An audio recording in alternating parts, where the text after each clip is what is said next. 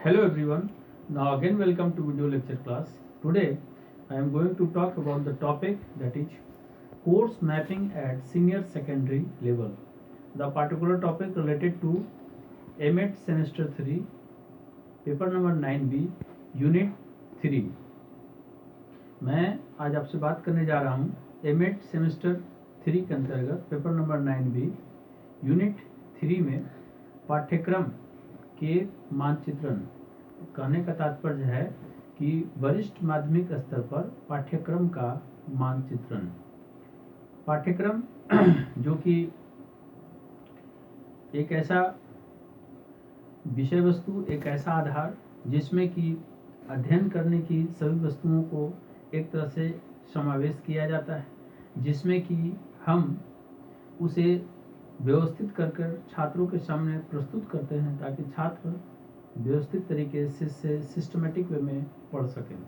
In the sense that means curriculum mapping, in the sense that means visual presentation of the course, visual presentation, and also say that the systematic arrangement of the course with graph and picture and each and everything. That means all contents are arranged in a systematic way, and also think about and also emphasize how many percentage of the materials and also to develop the learning outcome along with the special objective, यानी विशेष कुछ उपलब्धियां, achievement या विशेष कुछ ऐसे objective कैसे उसमें arrange किए जाए, इन सभी चीज़ों का आधार कोर्स मैपिंग यानी पाठ्यक्रम को जी मानचित्रण किया जाता है। उन सभी चीज़ों में इसमें देखा जाता है। In the sense that means unit के अनुसार उसके बाद उन सभी चीज़ों को डिस्क्राइब करना, उसका इलस्ट्रेशन, एनालिसिस, इन सभी चीज़ों की विस्तार से चर्चा की जाती है। मैं अब आपको इसे और विस्तार से बताने जा रहा हूँ। Now again welcome to video lecture class M.Ed semester 3 paper number 9B secondary and higher secondary education. Now course mapping at senior secondary level. Course mapping. A course map is a visual representation of course. It allows you to evaluate the meaningful components of your course and align your learning outcomes with course activities. After completing a course map, you can target meaningful changes and set the direction for your course in an effort to increase student learning. Now, creating course map. There are many ways to design a course map. At minimum, course map should have 4 levels of organization. Row 1, organized by week, including main topics. Row 2, weekly contents, reading, lectures, video. Row 3, weekly learning activities, in the sense that means discussion, paper, etc. Row 4, course competencies of learning objectives, means connecting lines from various activities.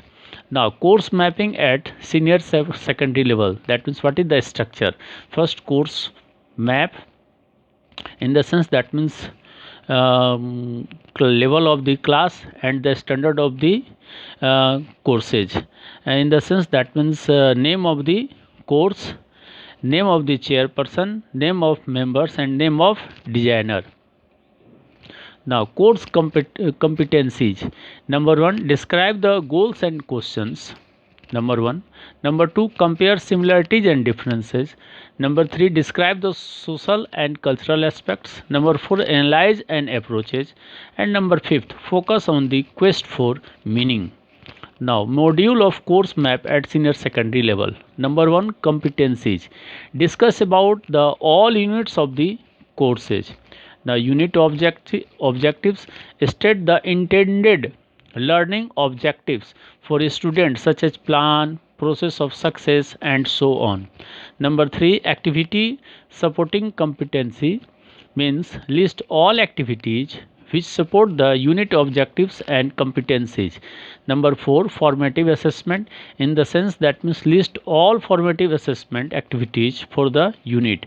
And number 5, rubric, discussion about the rubric and list any rubrics that are provided for activities in this unit. Now, competency based learning. Competency based learning focuses on the students' demonstration of desired learning outcomes as central to the learning process. Number one, first point. Number two, learning outcomes are a statement of what is expected that the student will be able to do as result of learning the activity. Number three, in a way, learning outcomes are statements of what a learner is expected to know, understand, and or be able to demonstrate after completion of a process of learning. Therefore, the focus is on measuring learning through attainment of prescribed learning outcomes rather than on measuring time. Now, course curriculum aspects at senior secondary level. For the purpose of fostering competencies in learners, the curriculum encompasses even 7 major learning areas, which are language, humanities, mathematics, science, skills subjects, general studies, and health and physical education. These areas are broadly divided into scholastic and co-scholastic as detailed given below. Scholastic areas, language, academic electives, and skill electives. Co-scholastic area in the sense general studies, health and physical education, and work experiences. Now, curriculum mapping or course mapping aims to achieve success over 4 goals. Number 1, vertical coherence. When a curriculum or course is vertically aligned or vertically coherent, what students learn in one lesson, course, or grade level prepares them for the next lesson, course, or grade level.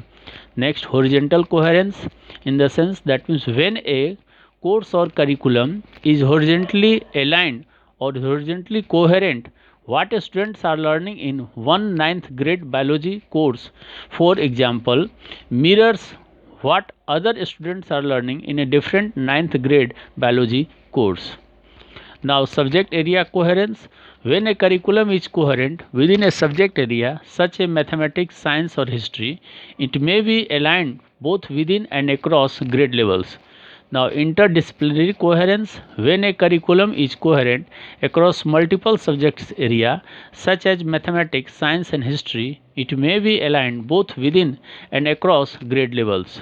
Now, importance of course or curriculum mapping. Number 1, course or curriculum mapping is important because it allows teachers and administrators to focus on balance between the content across curricula. Number 2, it allows them to look into each classroom and see what children learn and helps them gather data on redundancies or gaps in the course content. Next, course or curriculum mapping also helps teachers and administrators assess the structure of the course and the time scale plan of when specific lessons or concepts are taught. Now, last, one important thing to remember, curriculum map are never considered done. They are an ongoing developments seeking to improve student learning and content quality across schools. Now अब मैं इन सभी चीज़ों को थोड़ा हिंदी में स्पष्ट कर दूं। वरिष्ठ माध्यमिक स्तर पर पाठ्यक्रम मानचित्रण। सर्वप्रथम पाठ्यक्रम का मानचित्रण। एक पाठ्यक्रम मानचित्र पाठ्यक्रम का एक दृश्य प्रतिनिधित्व है।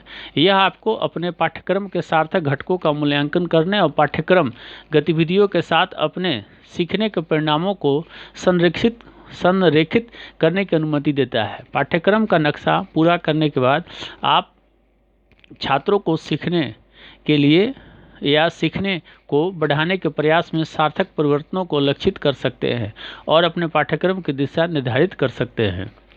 ना पाठ्यक्रम का नक्शा डिजाइन करने के तरीके। कोर्स का नक्शा डिजाइन करने के कई तरीके हैं। कम से कम पाठ्यक्रम के नक्शे में संगठन के 4 स्तर होने चाहिए। नंबर 1, पंक्ति 1 में यानी चरण 1 में सप्ताह द्वारा आयोजित जिसमें मुख्य विषय शामिल हो। दूसरा, साप्ताहिक सामग्री जिसमें कि रीडिंग यानी व्याख्यान, वीडियो इत्यादि हो। 3 में साप्ताहिक सीखने की गतिविधियाँ जिसमें चर्चाएँ और पेपर हों। नंबर 4, पाठ्यक्रम की योग्यता या शिक्षण उद्देश्य जिसमें गतिविधियों से रेखाओं को जोड़ना हो।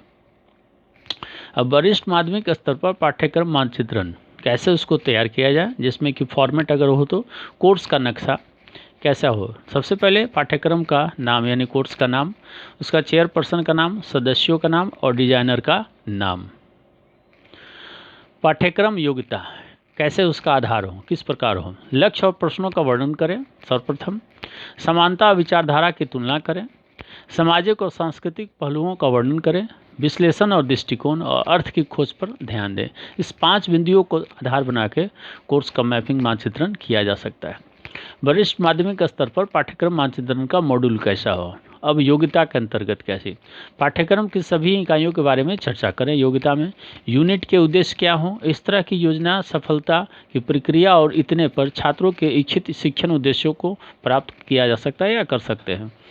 और सक्षमता का समर्थन करने वाली गतिविधियाँ जिसमें कि क्षमता को प्रदर्शित किया जा सके, सभी गतिविधियों को सूचीबद्ध करें जो इकाई के उद्देश्यों और दक्षताओं का समर्थन करती है। नंबर 4 औपचारिक आकलन, यूनिट के लिए सभी औपचारिक आकलन गतिविधियों को सूचीबद्ध करें।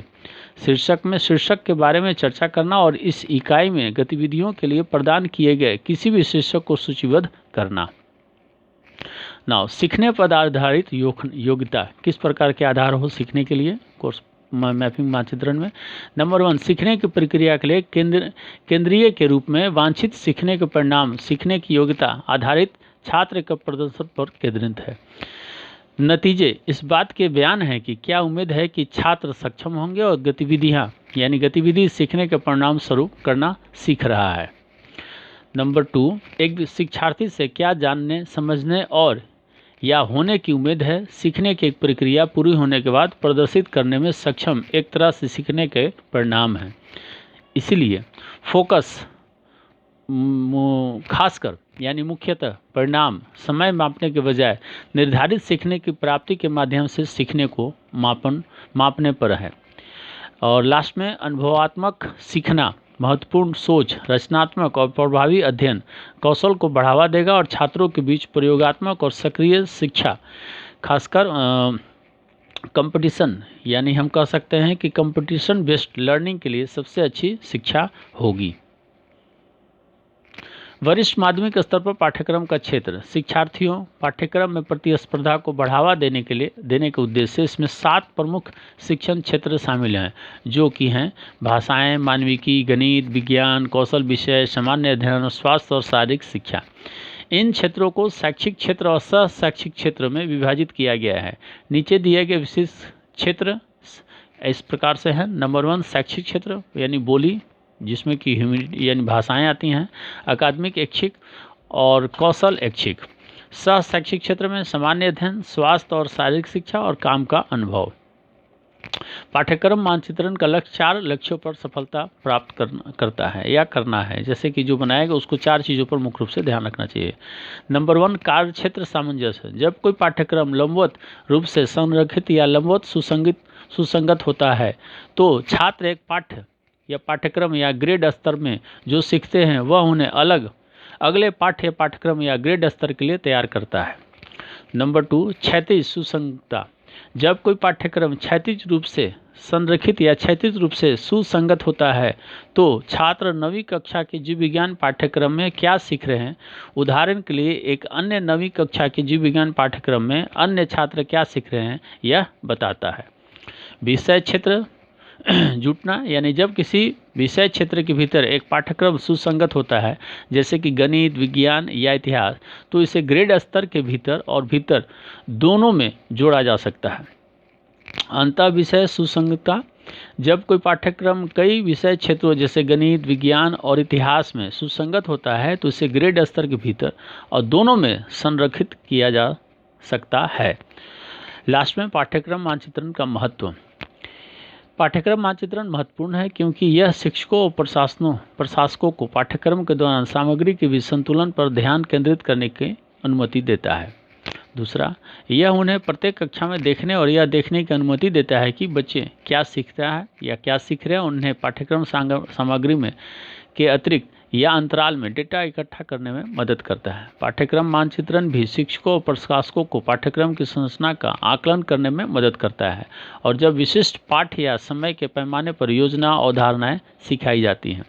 याद रखने वाली एक महत्वपूर्ण बात यह है कि पाठ्यक्रम के नक्शे को कभी भी संपन्न नहीं माना जाता। वे एक सतत विकास है जो छात्रों को सीखने और स्कूलों में सामग्री की गुणवत्ता में सुधार करने की मांग करते हैं। इस प्रकार से मैंने इस टॉपिक को कंप्लीट किया। अगले क्लास में एक और नए टॉपिक के साथ मिलते हैं। तब तक के लिए धन्यवाद।